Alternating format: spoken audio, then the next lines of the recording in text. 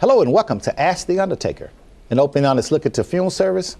I'm your host, John Beckwith Jr., and I'm joined today by the pastor, A. Louis Eaton. Blessings on you. We have our chief funeral director, Mr. Kevin Haynes. Hello, everyone. We have our sister, Miss Carolyn Haynes. Hello, everybody. And we have the pastor, M.T. Body Jr. Praise the Lord, everyone. All right, today we're coming from Luke, the 14th chapter and the 28th verse. Dr. Eaton, you read that for us. The word of God says, "For which of you intend to build a tower, sit it not down first and count it the cost." All right, today we're going to talk about the high cost of funeral services are over. Now, Chief, high cost of funeral services are over. Funeral directors had gotten to the point where they were charging so much for funerals that most people couldn't even afford it. We found that people was losing all their savings and spending all of their insurance money just for funeral services. We're now going to offer to the people an affordable service. And how much is a funeral right now? Right now, our service is $1,995. So for less than $2,000, I can have a complete funeral, including the casket. That is correct. Now, what's the national average for a funeral around the nation? The national average is $6,500. So the national average around the entire nation is $6,500. Yes. $1,995. And that's why we can say the high cost of funeral services is over. It's over, Carolyn. Yes. And it's not over for everybody. But if you choose the wrong funeral home, you can still pay too much. High price. You'll pay too much for that service, John. And Dad always wanted to give an honest service for an honest pay.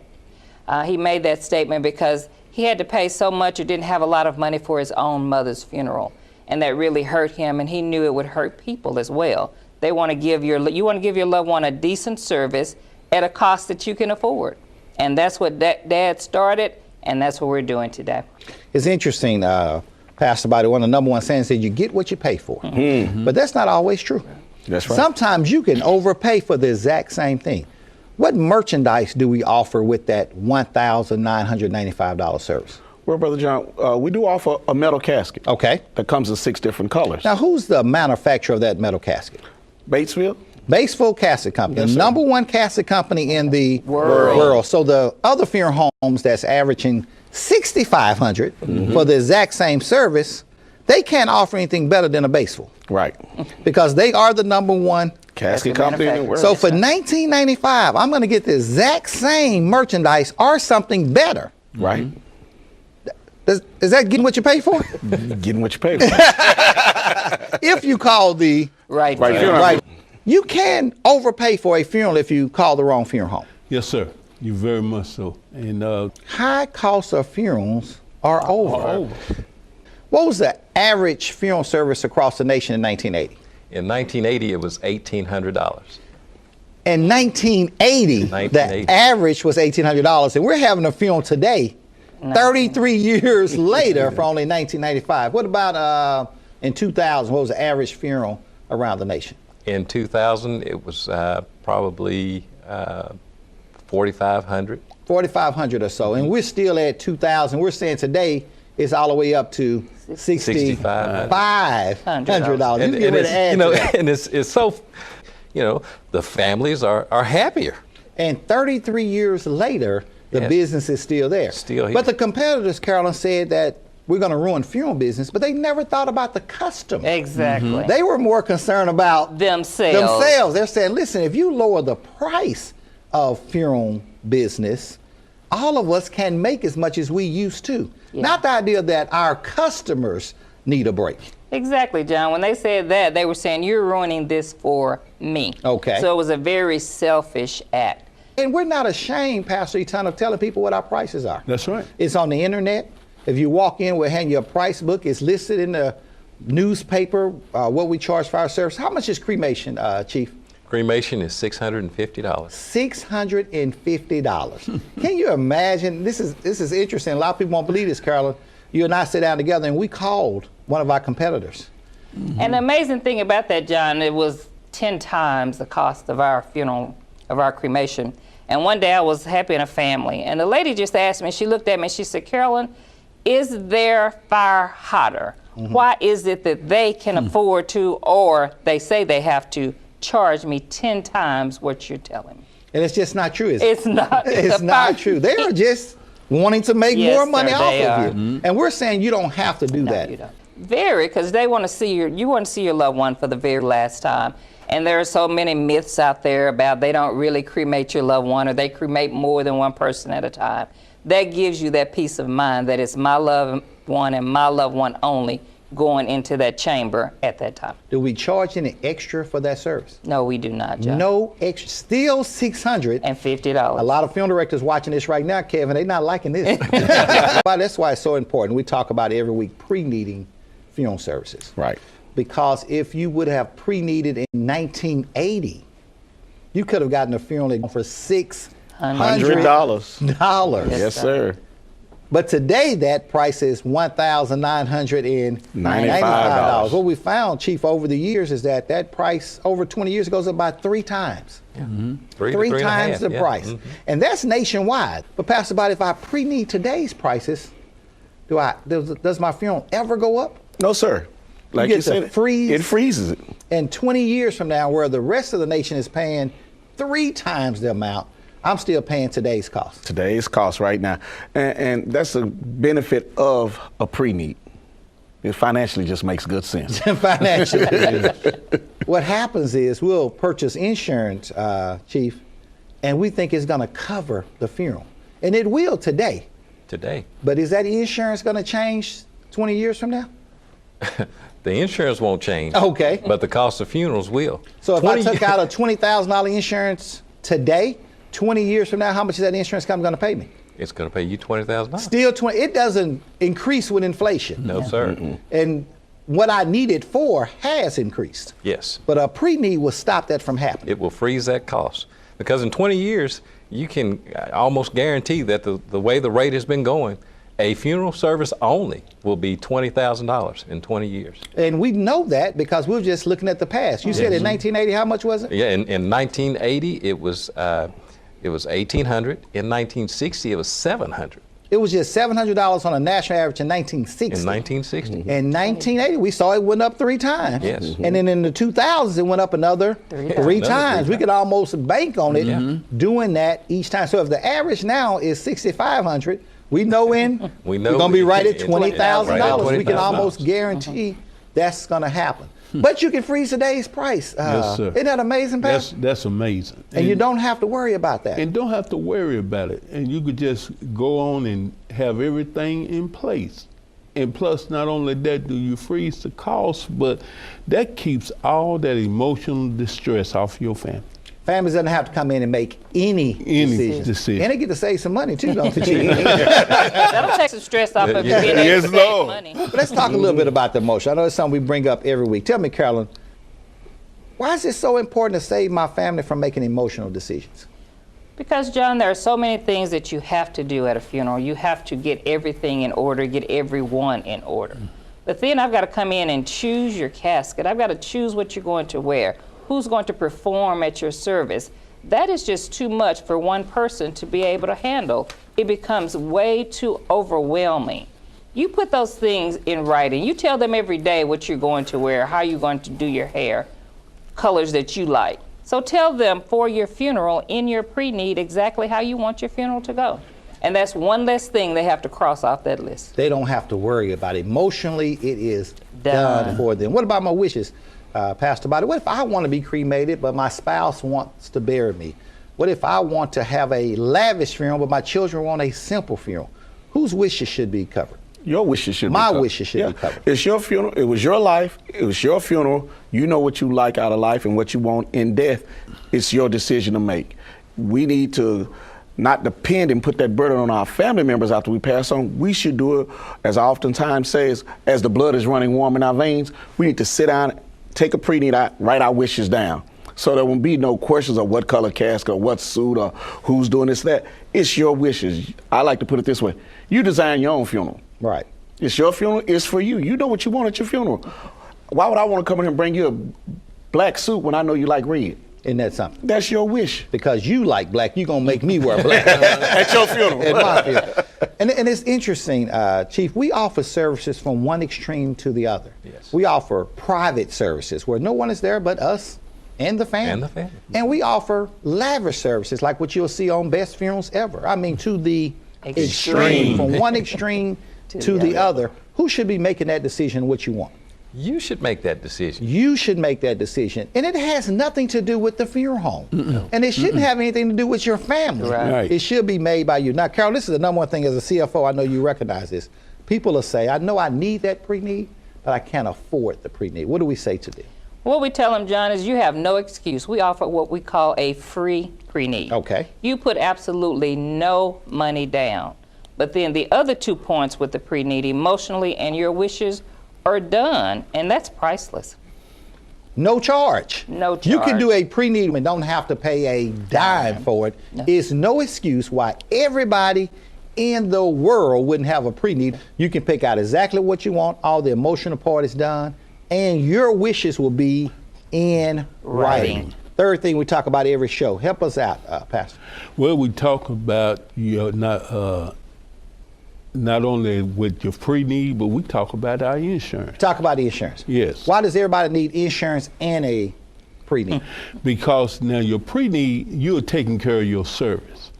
But your insurance, you leaving a legacy and an inheritance for your family. Wouldn't that be terrible, Chief, if I took your inheritance and paid for my funeral with it? Please don't. And we see that every day. Every People day. will walk in with an insurance policy and pay for A funeral. their funeral, and that insurance should have been left an inheritance. That is It correct. just happens too often. And Carolyn, so often we'll get those insurance policies in the wrong beneficiaries. Is on there. Help us out with the beneficiaries of insurance. Well, John, the people we say all the time that should not be a beneficiary, first of all, is your minor child. Okay. We love our children, but in order to take care of them, we cannot leave them as beneficiaries. State of Texas will not even allow them to contract, and they can't contract with Golden Gate Funeral Home. So all the monies you put in place for them, they cannot use, and they need that money today. Also, you need to have someone that's alive. We still see way too many of those policies as well. Mama took care of everybody. She got Exactly. insurance on everybody. She's the beneficiary and she passed away. You need to change your beneficiary to someone that's alive. And last but not least, someone that you trust. We still see way too often people come in and we can't find the beneficiary. Or the beneficiary will say, how much is that policy? Oh no, I'm not spending my money on your funeral. Because it's no longer the deceased person's money, it becomes the beneficiary's Beneficiary's money. And we have to make sure that's somebody we can actually Trust. with this. And this is Yes, sir. interesting, Pastor Body. Quite often we'll take out insurance because we'll see those commercials on TV. The average funeral is $6,500. And we'll take out enough insurance to pay that $6,500.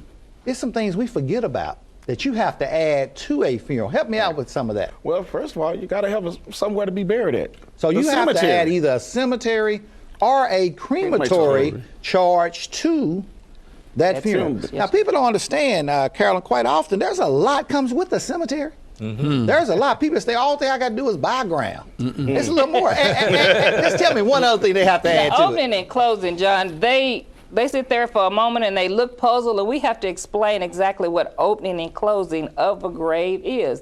Just because you buy that grave space, it's just there, but you must open it in order to put the casket in it, and then you must close it back. So digging the grave up, covering it back up is called Opening and closing. What's the average price for opening and closing, Chief? Opening and closing is around $1,300 now. That is expensive for Yes. somebody to dig a grave that I already own and to cover it up, but you have to pay for that Yes, at the yes. time of service. Yes, sir. So you can't take out just enough insurance to worry about your funeral. What's another thing I have to add to a funeral? What else besides opening and closing? Well, sometimes you have to add like program. Programs. You know, average person average wants programs at the want a funeral. program at a and funeral. Chief, people don't want regular programs no more. Oh, We used to be able to run them off a copy No. machine. No, we gotta What have kind the of programs we have now? We have to have the big book. The big book? We have to start in color, and it has to start from birth all the way through. And we got to put everybody's picture on it. Everybody's We picture. leave one Everybody's picture off, we got a tribute. problem. Yes. Everybody's tribute on it. We got to have at least 24 pages on a yeah, program yes. now, right?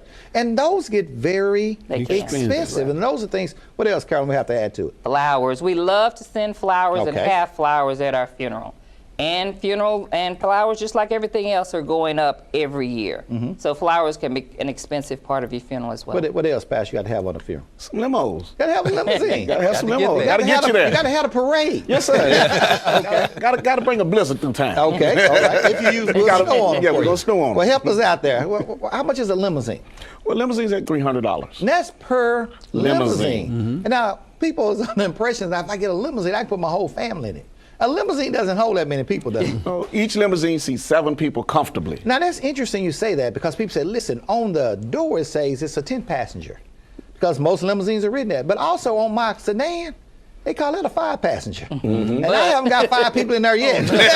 And definitely not 5 people besides me. I only can put another 3 people in one of the biggest sedans they make. Right. Just because it say 10 passengers. What size people they talking about?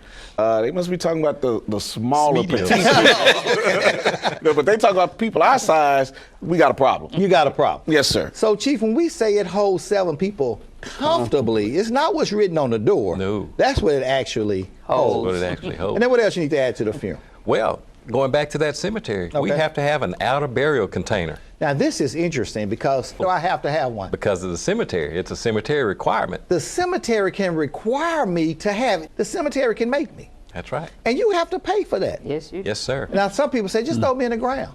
Cemetery say no. No. Just put me in a wood box. Cemetery say No. Now, Carolyn, why can't I just be thrown in the ground or just put in a wood box? Well, John, most of the time it's a concrete liner that cemetery is requiring. Okay. And they're doing that for themselves, for the maintenance and upkeep at the cemetery. But it also keeps the weight of the earth off of your casket to keep it from being crushed. Now, I don't want to upset nobody. Right. But if you put a wood box inside the ground Yes. and then cover it back up with the weight of the earth, what happens to that wood box, Chief? I'm not going to see it. It's going to crush. It's going to crush. That's right. And it's not going to protect that No, casket. sir. A wood box would not hold the weight of the earth. It's going to crush, and it's almost going to crush Immediately. Yes. And so often you'll see, especially in the rural cemeteries, you'll drive through and you'll see the cemeteries going like this, and then it'll dip down. Right. Because what has happened? It's been Something has crushed down and caused that weight of the earth to sink. sink. And that's, Carolyn, is the reason why that concrete box is mandatory. Exactly. They're in the cemetery. So it's for both your protection and the maintenance of that cemetery. And a concrete box, Chief, doesn't stop water, doesn't stop dirt, doesn't stop anything from getting to my casket. It's there just to keep the weight of the earth Weight of the down. earth. Off of it. And I have to add that as an expense to my Funeral. funeral. funeral. Yeah. Because now all of a sudden I have to add all these extra Extra things. things, What, too. what else I need at a funeral, Pastor Body? Well, you probably gonna want some flowers too. Got my flowers. What about escorts? Do I have to have escorts? Yeah, you need some escort. Need some escorts because somebody's going to have to do what, y'all? control the traffic. Control the try. traffic. Somebody's going to have to stop those red lights. What else, Chief, do I need at a funeral? You are going to need a newspaper article. I'm going to need You a want- newspaper. I'm going you to want a newspaper. I'm everybody going to there. tell my friends that I passed Passed away, away. Yes. and this is where my funeral is, and this is what time to time. come. And how expensive is a newspaper article with a picture? $450. That is expensive. People Yes. have no idea it costs that much, Pastor. Yes. $450 just to make an announcement in the newspaper my loved one passed away? Yes, That's your sir. picture and just your name and the information about where So when you see the them funeral big is going ones, to be. when I see them big write-ups, when Oh, it yeah. tells what they did for a living and where they work, Carol, how much one of those cost? At least $1,500. Some of them $1,500. Yes, It's sir. interesting, y'all. I was watching. I look at the newspaper every morning, and I saw one. I said, "This is beautiful." They talked everything about him and had him in a square box. And I called the down. I said, "How much is this?" They said $4,000. Oh, my goodness. And listen, Lord. guess how many times it runs? One time only. So when they say $450 for that article in the newspaper, it's only going to run One one time. day. Yes. That $4,000 article ran for One day. And these are expenses I have to add To my To funeral. to my funeral. So we talk about high cost of funerals are over. That's going to be important, Chief. That's going to be Sitting there very important. reading your inheritance. And all of a sudden, that money you thought you left me, Yeah. all of a sudden you thought you really gave me something, I end up spending all of it on your Funeral. on your funeral. So we talk about three things. We talked about the pre-need. We talked about the insurance. But Carol, there's another thing that's very important. That will, John. Okay. We cannot get that across to people enough that everyone needs a will. If you have nothing else, you have instructions to leave your family. The person writing this will, you gave your family instructions about when to get up and what time to go to bed. they still need those same instructions when you pass away. You don't want them in there fighting over your china cabinet, over your bedroom suit, anything that you own. You don't want that chaos and confusion. Please get a will. So important, Pastor. And the will not only is going to leave my personal items, but it's also going to leave some persons behind as well. How important is it that I include my children in my will? It's very important, because if you don't, you'll end up letting someone on the outside handle your business, and that's something you don't need. And we're talking about my children, Chief. Right. We're not talking about my car Right. and my house. Those are very important things. I don't want to lose my inheritance and how hard I worked for those things. But also the court can make a decision on where my children go if I don't put them in the will. They will make they will make a decision as to where and whom your children will live with. You need to put that in your your will. will. That is so important, Carolyn. It is. Not only that, if I marry someone that's not the mother to my children can come back and challenge her. Right. That's not right.